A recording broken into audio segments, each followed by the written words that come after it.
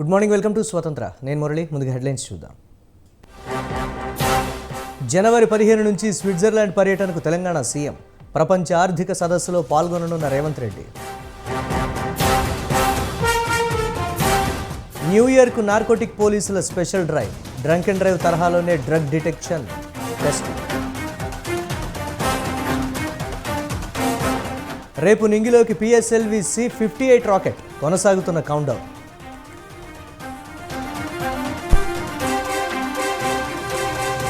రష్యాపై Ukraine bomb దాడి.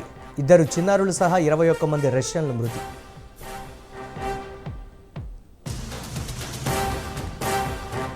ఇండోనేషియాలో భూకంపం. రిక్టర్ స్కేల్పై తీవ్రత 6.5గా నమోదు.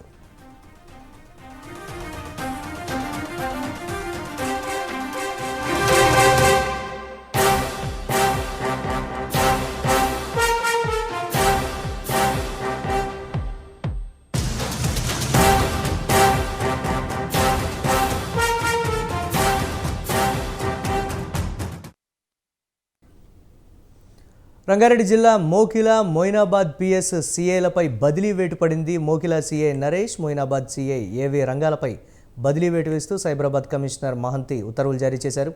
అవినీతికి పాల్పడుతున్నారంటూ గత కొన్ని రోజులుగా ఉన్నతాధికారులకు కంప్లైంట్లు వచ్చాయి. ఈ క్రమంలో సిపి సీరియస్ అయ్యారు.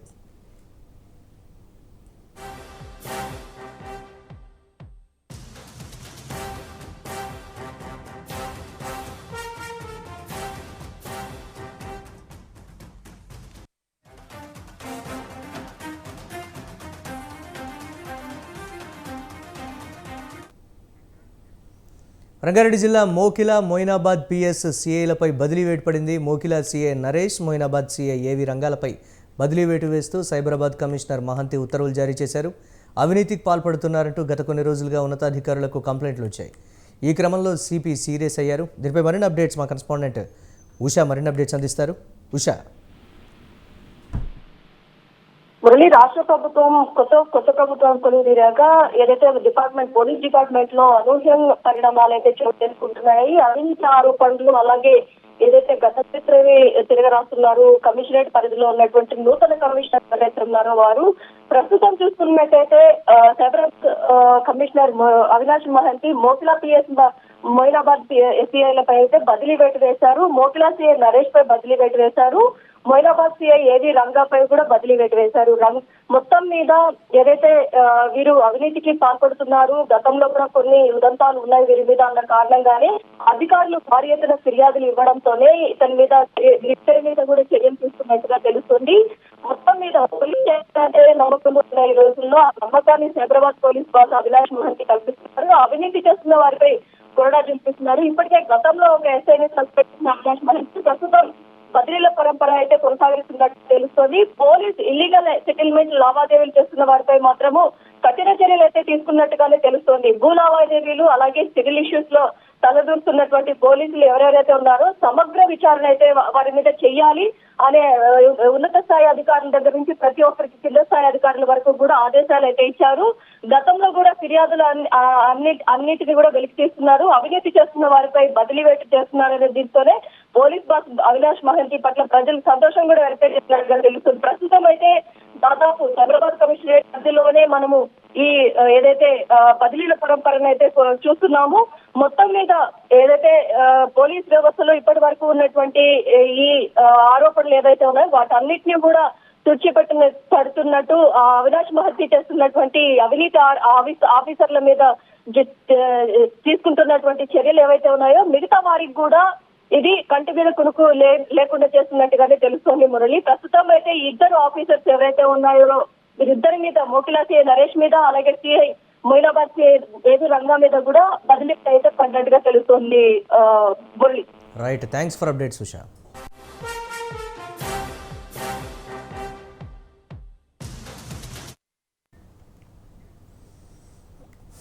త్వరలోనే మెగా డిఎస్సి అంశంపై దృష్టి పెట్టారు. ఈ క్రమంలోనే అత్యంత కీలక అంశంగా ఉన్న డిఎస్సిపై సానుకూల నిర్ణయం తీసుకున్నారు. త్వరలో డిఎస్సి ద్వారా టీచర్ల నియామకాలు చేపట్టేందుకు చర్యలు తీసుకోవాలని ఆదేశించారు. సచివాలయంలో విద్యాశాఖపై సమీక్ష నిర్వహించిన రేవంత్ రెడ్డి రాష్ట్రంలోని ప్రతి పంచాయతీలో ఓ స్కూల్ ఉండాలని ఆదేశించారు. పాఠశాల లేని పంచాయతీ ఉండొద్దని రేవంత్ అన్నారు. అందుకు కొనసాగింపుగానే డిఎస్సి నిర్వహణకు ఏర్పాట్లు చేయమని అధికారులకు ఆదేశాలు ఇచ్చినట్లుగా తెలుస్తోంది. అంతేకాక రాష్ట్రంలోని ఉపాధ్యాయులు పదోన్నతులు, ట్రాన్స్ఫర్స్ సమస్యలను పరిష్కరించాలని ఉన్నతాధికారులను ఆదేశించారు.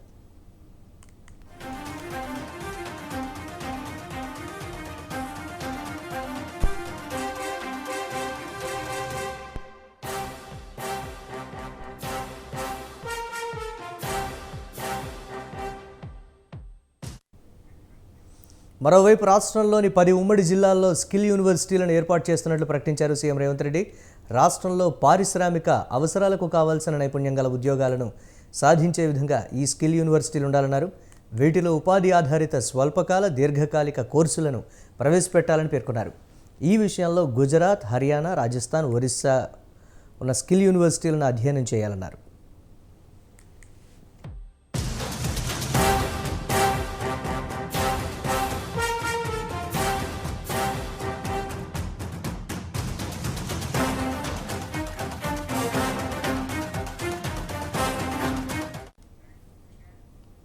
కొడంగల్ నియోజకవర్గంతో పాటు 9 జిల్లాల్లో ఈ స్కిల్ యూనివర్సిటీలను ఏర్పాటు చేయాలని అన్నారు సీఎం.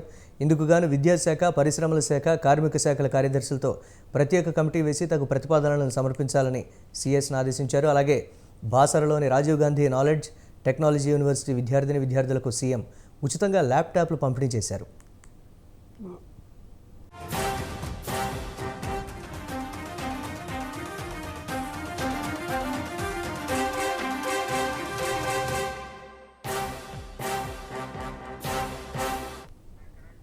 ఇక ప్రైవేట్ యూనివర్సిటీలపై సీరియస్ అయ్యారు సీఎం రేవంత్ రెడ్డి. రాజ్యాంగబద్ధంగా ఉండాల్సిన ఎస్సీ, ఎస్టీ రిజర్వేషన్లు అమలు చేయకుండా ప్రైవేటు యూనివర్సిటీలు ఇష్టారాజ్యంగా నడిపించుకోవడం సరికాదని అన్నారు. ప్రైవేటు యూనివర్సిటీల మార్గదర్శకాలపై సమగ్రంగా విచారణ చేయాలని అధికారులను ఆదేశించారు.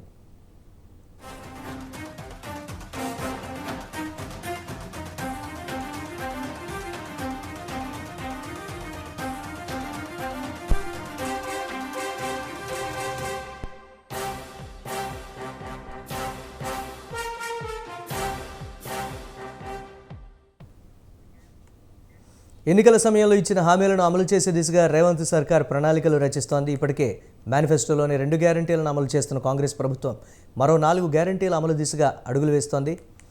ఈ క్రమంలోనే 6 గ్యారంటీల అమలుకు ప్రజాపాలన పేరుతో ప్రతిష్టాత్మకంగా కార్యక్రమాన్ని నిర్వహిస్తోంది.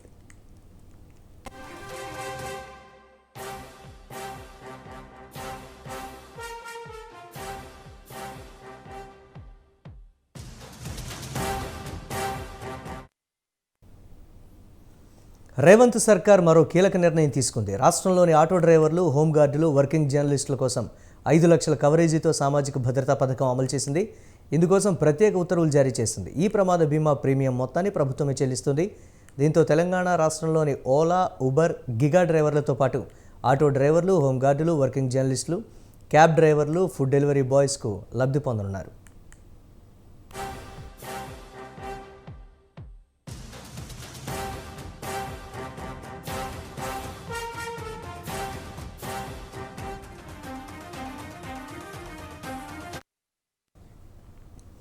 ఇటీవల నాంపల్లి ఎగ్జిబిషన్ గ్రౌండ్లో గిగ్ వర్కర్లతో సీఎం రేవంత్ రెడ్డి సమావేశమయ్యారు. ఈ సందర్భంగా తమకు ఉద్యోగ భద్రత, తమ సమస్యలు పరిష్కరించాలని సీఎం రేవంత్ను గిగ్ వర్కర్లు కోరారు. దీంతో తాజాగా గిగ్ వర్కర్లకు 5 లక్షల ప్రమాద బీమా కల్పిస్తూ ప్రభుత్వం ఉత్తర్వులు జారీ చేసింది.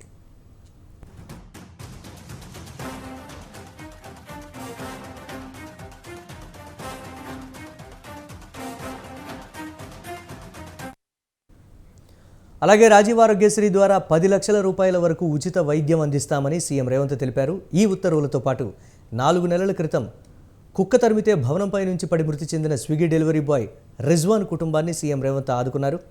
ఆ కుటుంబానికి సీఎం సహాయ నిధి నుంచి 2 లక్షల రూపాయల చెక్కును శనివారం అందించారు. ఈ ప్రభుత్వ నిర్ణయంపై గిగ్ వర్కర్లు సంతోషం వ్యక్తం చేస్తున్నారు.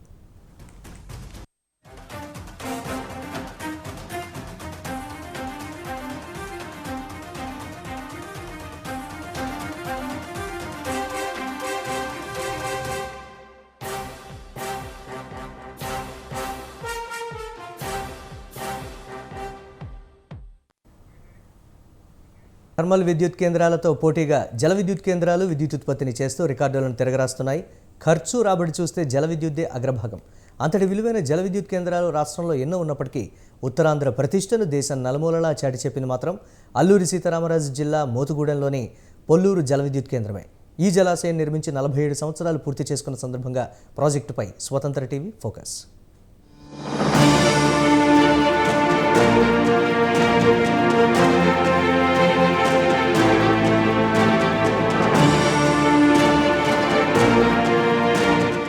విద్యుత్ ఉత్పత్తిలో సరికొత్త రికార్డులను తిరగరాస్తూ మన్యం మణిహారంగా రాష్ట్రానికే వెన్నుమూకగా నిలిచింది పొల్లేరు జల విద్యుత్ ప్రాజెక్ట్. అత్యవసరంగా రాష్ట్రానికి విద్యుత్ కావాలంటే ఈ జల విద్యుత్ కేంద్రం వైపే రాష్ట్ర ప్రభుత్వం చూపు. గ్రిడ్ అధికారులు కోరిన వెంటనే నిమిషాల వ్యవధిలో ఈ జల విద్యుత్ కేంద్రంలో విద్యుత్ ఉత్పత్తి చేసి గ్రిడ్ కు అందించే సత్తా ఈ జల విద్యుత్ కేంద్రానికి ఉంది.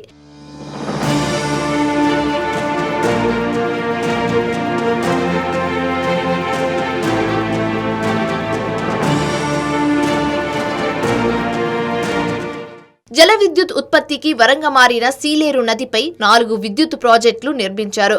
అనంతగిరి కొండల్లో పుట్టి మాఝఖండ్ మీదుగా ప్రవహిస్తున్న సీలేరు నది ఆంధ్ర, ఒరిస్సా రాష్ట్రాల్లోని సరిహద్దులను తాకుతూ 320 కిలోమీటర్ల మేర ఈ నది ప్రవహిస్తుంది. సీలేరు నది ప్రవాహ వేగం చాలా ఎక్కువగా ఉన్నందున ఈ నదిపై మాఝఖండ్, ఎగు సీలేరు, డొంకరాయ్, దిగువ సీలేరు అనే 4 ప్రాంతాలలో జల విద్యుత్ కేంద్రాలను ప్రారంభించారు. మోతుగూడెం విద్యుత్ కేంద్రంలోని 1-2 యూనిట్లను రష్యా సాంకేతిక పరిజ్ఞానంతో 1976లో నిర్మాణం చేయగా 1977-78లో 3-4 యూనిట్లను ఈసారి పూర్తిగా స్వదేశీ పరిజ్ఞానంతో BHEL ఆధ్వర్యంలో నిర్మాణం చేపట్టారు. మన ఈ సీలేరు నది అనంతగిరి కొండల్లో పుట్టి మాచకండ్ మీదుగా ప్రవహిస్తా ఉంది. ఈ నది మీద 4 ప్రాజెక్టులు కట్టబడ్డాయి. ఒకటి మాచకండ్, రెండోది అప్పర్ సీలేరు, మూడోది డొంకరాయ్ కెనాల్ పవర్ హౌస్, 4వది లోయర్ సీలేరు పవర్ హౌస్. ఈ 4 యొక్క సామర్థ్యము 845 మెగావాట్లు. హైడల్ స్టేషన్స్ పీక్ లోడ్ టైంలో వాడుతూ ఉంటారు. నీటి లభ్యతను బట్టి ఇక్కడ లోయర్ సీలేరు కాంప్లెక్స్ లో సంవత్సరం పొడవుతా యూనిట్లు తిప్పుతానే పవర్ జనరేట్ చేస్తూ ఉంటాము. ఈ జల విద్యుత్ కేంద్రాల యొక్క ఇంపార్టెన్స్ ఏమిటంటే, ఎప్పుడైనా థర్మల్ యూనిట్స్ ట్రిప్ అయినా, సోలార్ పవర్ తగ్గినా, విండ్ పవర్ తగ్గినా దీని సర్వీస్ లో తీసుకోవడానికి పట్టే సమయం తక్కువ అవటం వలన 5 to 7 minutes లోనే యూనిట్ ని సర్వీస్ లో పెట్టగలుగుతాము. సీలేరు నది నుంచి ప్రతి ఏడాది ఉభయ గోదావరి జిల్లాలకు రబీ పంట సాగు కోసం 16 ఏళ్లుగా నీటిని దిగువకు విడుదల చేస్తున్నారు. రబీ సీజన్ లో సాగయ్యే సుమారు 10 లక్షల ఎకరాలకు నీటిపారుదల శాఖ ఆదేశాల మేరకు సీలేరు నది నుంచి ఏటా 10 TMCల నుండి 27 TMCల వరకు నీటిని అందిస్తున్నారు. అప్పట్లో ఈ 4 యూనిట్లకు పెన్ స్టాక్ పైప్ లైన్ నిర్మించిన PES కంపెనీయే ఇప్పుడు కూడా 5-6 యూనిట్లకు పెన్ స్టాక్ పైప్ లైన్ పనులు చేయడం జరుగుతోంది.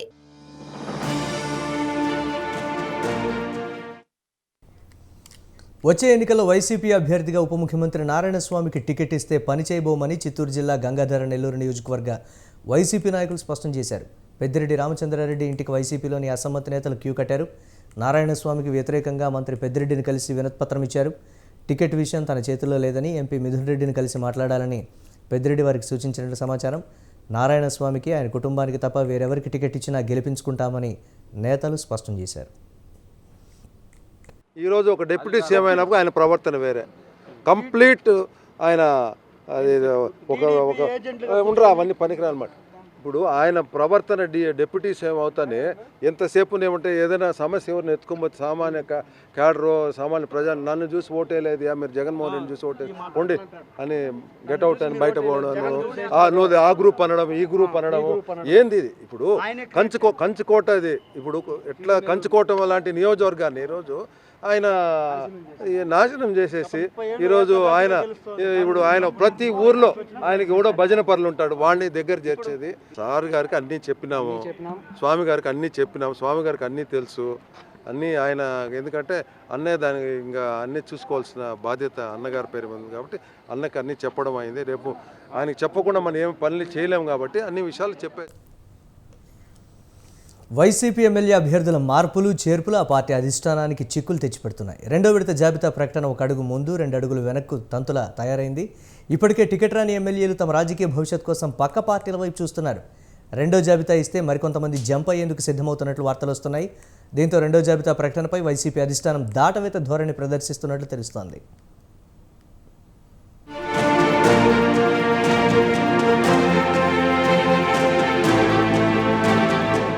కరవమంటే కప్పకు కోపం, వదలమంటే పాముకు కోపం. ఈ కోపతాపాల సామెతలను గుర్తు తెచ్చుకోవాల్సిన పరిస్థితి వైసీపీ అధిష్టానానికి వచ్చిపడింది. ఇక విషయంలోకి వస్తే ఎమ్మెల్యే అభ్యర్థుల జాబితా మార్పులు చేర్పులపై సీఎం జగన్, ఆ పార్టీ ముఖ్య నేతలు తీవ్ర కసరత్తు చేస్తున్నారు. అయితే తుది జాబితా ప్రకటన విషయంలో మాత్రం నిర్ణయం తీసుకోలేకపోతున్నారు. తొలి విడతలో 11 నియోజకవర్గాల్లో మార్పులు చేశారు. ఇక రెండో విడత కోసం గత కొన్ని రోజులుగా కసరత్తు సాగుతూనే ఉంది. అయితే ప్రకటన విషయంలో మీనామేషాలు లెక్కించాల్సి వస్తోంది. అయితే ఇప్పటికీ తూర్పు పశ్చిమ గోదావరి జిల్లాలతో పాటు అనంతపురం జిల్లాల అభ్యర్థుల కసరత్తు కొలిక్కి వచ్చింది. జాబితా ప్రకటనకు మాత్రం పార్టీ పెద్దలు తటపటాయిస్తున్నారు. ఇక ఎమ్మెల్యేలైతే ఇంకా టికెట్ల కోసం తమ వంతు ప్రయత్నం చేస్తూనే ఉన్నారు.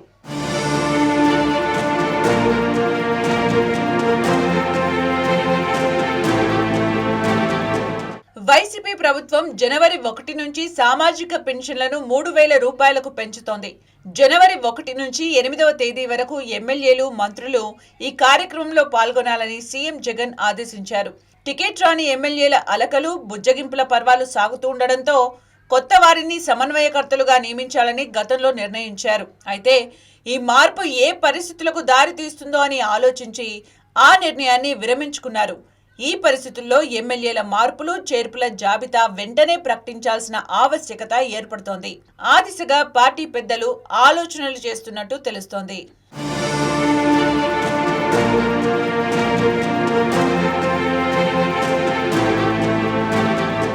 టికెట్ రాని ఎమ్మెల్యేలు, టికెట్ వచ్చే అవకాశం లేని ఎమ్మెల్యేలు సొంత కార్యాచరణకు సిద్ధమవుతున్నట్లు తెలిసింది. పార్టీకి ఎమ్మెల్యే పదవికి రాజీనామా చేసిన ఎమ్మెల్యే ఆర్కే వైసీపీ అధిష్టానంపై అసంతృప్తి వ్యక్తం చేస్తున్నారు. తిరిగి వైసీపీలో చేరేది లేదని స్పష్టం చేశారు. అంతేకాకుండా తన రాజకీయ పయనం షర్మిలతో అని ప్రకటించారు. షర్మిల కాంగ్రెస్ పార్టీలో చేరితే తాను సైతం ఆమె వెంట నడుస్తానని ప్రకటించారు. మంగళగిరి నియోజకవర్గ అభివృద్ధికి పార్టీ పెద్దలు సహకరించలేదని ఆయన ఆరోపించారు. తాజాగా గాజువాక ఎమ్మెల్యేకి టికెట్ ఇవ్వకపోవడంపై party regional coordinator YV Subba Reddy ముందే ఎమ్మెల్యే అనుచరులు నినాదాలు చేశారు. నేను ఇంకా ఏ పార్టీలో చేరలేదు అఫీషియల్ గా. నేను చేరాలి అని అంటే షర్మిలమ్మ గారితో నా రాజకీయ భవిష్యత్తు ముడిపడి ఉంది. షర్మిలమ్మ గారు తీసుకునేటువంటి నిర్ణయానికి అనుగుణంగా నేను నిర్ణయం తీసుకుంటాను కాబట్టి ఆ రోజున ఆ పార్టీ తీసుకునే నిర్ణయాలకి అనుగుణంగా నేను పనిచేయాల్సి వస్తుంది కాబట్టి ఖచ్చితంగా నేను ఆ రోజున ఏ నిర్ణయం తీసుకుంటానో ఆ నిర్ణయానికే పనిచేస్తాను. రాజశేఖర రెడ్డి గారి కుటుంబంతోనే ఉంటాను. షర్మిలమ్మ గారు ఏ నిర్ణయం తీసుకుంటే ఆ నిర్ణయానికి అనుగుణంగా నేను పనిచేస్తానని చెప్పాను. ముందు షర్మిలమ్మ గారు చేరితే మాత్రం నేను షర్మిలమ్మ వెంటే నా పయనం. జగ్గంపేట ఎమ్మెల్యే జ్యోతుల చెంటిబాబుకు వచ్చే ఎన్నికల్లో టికెట్ ఇచ్చే అవకాశం లేదని తెలియడంతో ఆయన వైసీపీకి గుడ్ బై చెప్పేందుకు సిద్ధమయ్యారనే వార్తలు వస్తున్నాయి. ఈ నేపథ్యంలో జనసేన అధినేత పవన్ కళ్యాణ్తో జ్యోతుల చెంటిబాబు సమావేశమయ్యారు. దీంతో జనసేన తీర్థం పుచ్చుకునేందుకు ఆయన రెడీ అయినట్టు తెలిసింది. మరో ఎమ్మెల్యే దొరబాబు ఇదే బాటలో వెళ్లేందుకు సిద్ధమవుతున్నట్లు వార్తలు వస్తున్నాయి. రెండో దఫా ఎమ్మెల్యే అభ్యర్థుల మార్పులు చేర్పులు జాబితా ప్రకటించాక ఆయన నిర్ణయం తీసుకుంటారని ఆయన వర్గీయులు తెలియజేస్తున్నారు.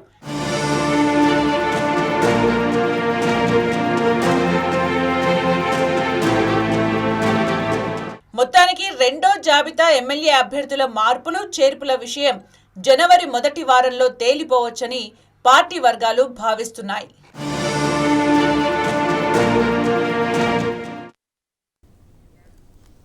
పాత సంవత్సరం కనుమరుగవుతోంది, నూతన సంవత్సరం వచ్చేస్తోంది. ఎన్నో రంగాలకు సంబంధించిన ఎన్నో విషయాలను సింహావలోకనం చేసుకుంటున్నాం.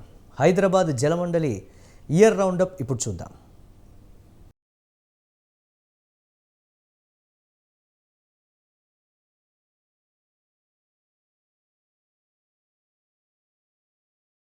పైగా జనాభా కలిగిన హైదరాబాద్ మహానగరానికి తాగునీటి సరఫరాతో పాటు మురుగునీటి నిర్వహణ బాధ్యతల్ని జలమండలి నిర్వర్తిస్తుంది. పెరుగుతున్న నగర జనాభా అవసరాలకు అనుగుణంగా మెరుగైన సేవలను అందించడానికి తన పరిధిని మరింత విస్తరించుకుంటూ జీహెచ్ఎంసీతో పాటు ఔటర్ రింగ్ రోడ్డు లోపలి మున్సిపల్ కార్పొరేషన్లు, మున్సిపాలిటీలు, గ్రామాలు, గేటెడ్ కమ్యూనిటీలు, కాలనీలకు సైతం తాగునీరు అందిస్తోంది. ఇక మురుగుశుద్ధి నిర్వహణలోనూ అధునాతన సాంకేతికతను ఎప్పటికప్పుడు అందిపుచ్చుకుంటూ సమర్థ సేవల్ని అందిస్తోంది.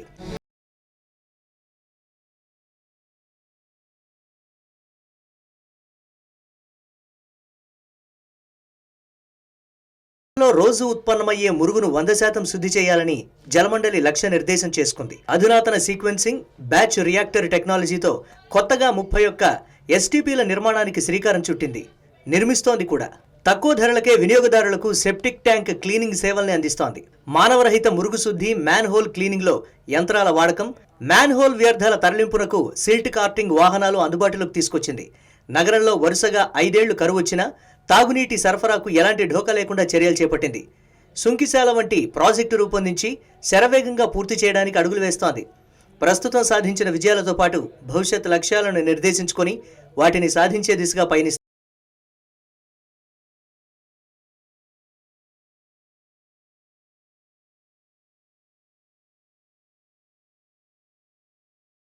అవతల ఔటర్ రింగ్ రోడ్డు లోపలి ప్రాంతాలకు తాగునీరు సరఫరా చేసేందుకు ఓఆర్ఆర్ ప్రాజెక్టు ఫేజ్ 1 ద్వారా 613 కోట్ల వ్యయంతో కొత్తగా 164 రిజర్వాయర్లు నిర్మించడంతో పాటు 1571 కిలోమీటర్ల మేర పైప్ లైన్ నెట్వర్క్ వేశారు. దీనివల్ల 7 మున్సిపల్ కార్పొరేషన్లు, 18 మున్సిపాలిటీల పరిధిలోని 190 గ్రామాలు, గేటెడ్ కమ్యూనిటీలో ఉన్న మొత్తం 4.36 లక్షల మంది ప్రజలు ప్రయోజనం పొందారు. ఇక ఓఆర్ఆర్ ఫేజ్ 2 ప్రాజెక్టును మొత్తం 1200 కోట్ల రూపాయల వ్యయంతో చేపట్టగా కొత్తగా 73 సర్వీసు రిజర్వాయర్లు, 138 మిలియన్ లీటర్ల సామర్థ్యం, 2988 కిలోమీటర్ల మేర నూతన పైప్ లైన్ నెట్వర్క్ నిర్మిస్తున్నారు.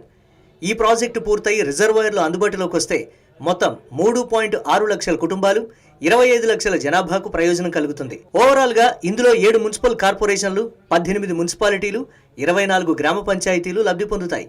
దీన్ని 2 ప్యాకేజీల్లో పూర్తి చేయాలని నిర్ణయించారు.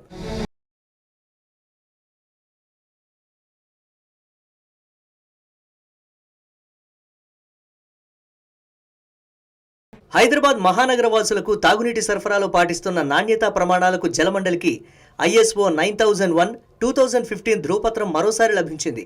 ఈ ధృవీకరణను మరో 3 ఏళ్లు పొడిగిస్తున్నట్లు Geotech global certificate private limited ప్రతినిధులు తెలియజేశారు. 2026 జూలై వరకు ఇది వర్తించనుంది. జలమండలి నదుల నుంచి నీటిని సేకరించింది మొదలు వినియోగదారులకు సరఫరా చేసే వరకు నిల్వ చేయడం, శుద్ధి ప్రక్రియ, క్లోరినేషన్, పంపింగ్, ట్రాన్స్మిషన్, డిస్ట్రిబ్యూషన్ మొదలగు వాటిలో నాణ్యతా ప్రమాణాలు పాటిస్తున్నందుకు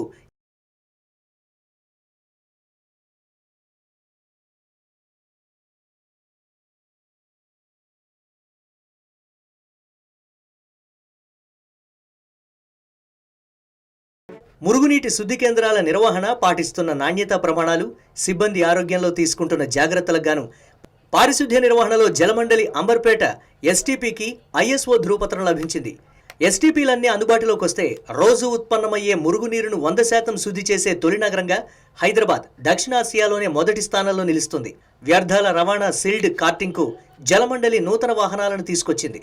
మొత్తం 162 కొత్త వాహనాల్ని గాంధీ జయంతి నాడు లబ్ధిదారులకు అందించారు. కలుషిత నీటి నిర్మూలనకు, లీకేజీలను అరికట్టడానికి quick inspection water pollution system అనే యంత్రాన్ని జలమండలి అందుబాటులోకి తెచ్చింది.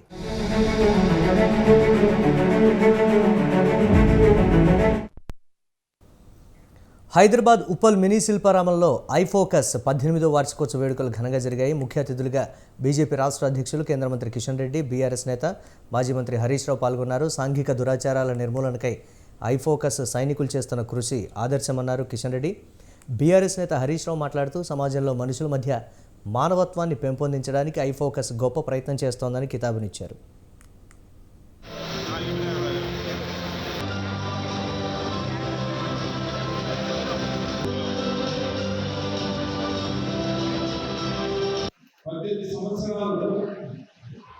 ఐఫోకస్ పూర్తి చేసుకొని ఈ యొక్క 18వ వార్షికోత్సవం జరుపుకుంటున్న సందర్భంగా మరి దీనికోసం వాసుదేవ శర్మ గారికి వెన్నెంటి ఉండి వారి మాట ఒక వేదంగా ఐఫోకస్ యొక్క ఆలోచన విధానాన్ని సమాజంలో తీసుకెళ్లడం కోసం ఈ 18 సంవత్సరాల పాటు వారికి అండదండలుగా ఉంది. ఇంటి టైం ఒంటి టైంగా ములుగు జిల్లా మేడారం సమ్మక్క సారలమ్మ అమ్మవార్లను దర్శించుకున్నారు మాజీ ఎంపీ కల్వకుంట్ల కవిత. గిరిజన సంప్రదాయాలతో పూజారులు స్వాగతం పలకగా కవిత అమ్మవార్లకు ప్రత్యేక పూజలు నిర్వహించి మొక్కులు చెల్లించుకున్నారు. అనంతరం మీడియాతో మాట్లాడుతూ మేడారం జాతరకు జాతీయ హోదా కల్పించాలని డిమాండ్ చేశారు. ఏటేటా పెరుగుతున్న భక్తుల రద్దీని దృష్టిలో ఉంచుకొని ప్రభుత్వం తగిన చర్యలు తీసుకోవాలని కోరారు. మాజీ మంత్రి సత్యవతి రాథోడ్, మాజీ ఎంపీ మాలోత్ కవిత తదితరులు పాల్గొన్నారు. జిల్లా యొక్క యొక్క జాతర జరగడం, దానికి గిరిజనులు గిరిజనేతలు అందరూ కూడా వచ్చి భక్తులు అన్నది చాలా అదృష్టం. ఇటువంటి మంచి ప్రదేశం మన తెలంగాణలో ఉండడం అన్నది నిజంగా భారతదేశ వ్యాప్తంగా మనకు గుర్తింపు రావాల్సినటువంటి అంశం. కాబట్టి సమ్మక్క సారక్క జాతరను మరి ఒక జాతీయ స్థాయిలో ఒక పండుగగా గుర్తించాలనేటటువంటి డిమాండ్ మనం తెలంగాణ రాష్ట్రం రాకముందు నుండి కూడా చేస్తున్నాం. ఖచ్చితంగా సమ్మక్క సారక్క జాతరకు సంబంధించి జాతీయ హోదా ఇచ్చి దేశ స్థాయిలో ఒక మంచి గౌరవాన్ని ఇవ్వాలని. రాష్ట్రంలో కొత్తగా కొలువుదీరిన కాంగ్రెస్ సర్కార్ అధికారుల బదిలీలు నియామకాల ప్రక్రియ చేపడుతోంది. ఇందులో భాగంగా తెలంగాణ నూతన అడ్వకేట్ జనరల్ను అపాయింట్ చేసింది. తెలంగాణ నూతన అడ్వకేట్ జనరల్గా సీనియర్ న్యాయవాది సుదర్శన్ రెడ్డిని నియమించింది. సుదర్శన్ రెడ్డిని ఏజీగా నియమిస్తూ ప్రభుత్వం ఉత్తర్వులు జారీ చేసింది. తెలంగాణలో బీఆర్ఎస్ అధికారం కోల్పోవడంతో ఆ ప్రభుత్వం నియమించిన బిఎస్ ప్రసాద్ ఏజీ పదవికి రాజీనామా చేశారు. ఈ క్రమంలో కొంతకాలంగా ఖాళీగా ఉన్న అడ్వకేట్ జనరల్ పోస్టులో సుదర్శన్ రెడ్డిని నియమిస్తూ ప్రభుత్వం ఉత్తర్వులు జారీ చేసింది.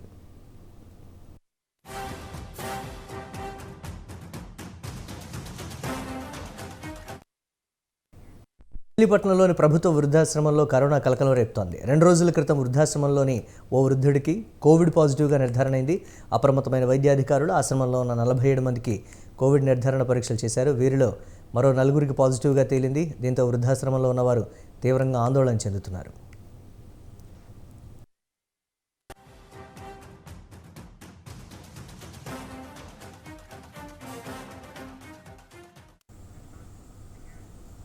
ఇవి ఇప్పటి వరకున్న అప్డేట్స్. కీప్ వాచింగ్ స్వతంత్ర.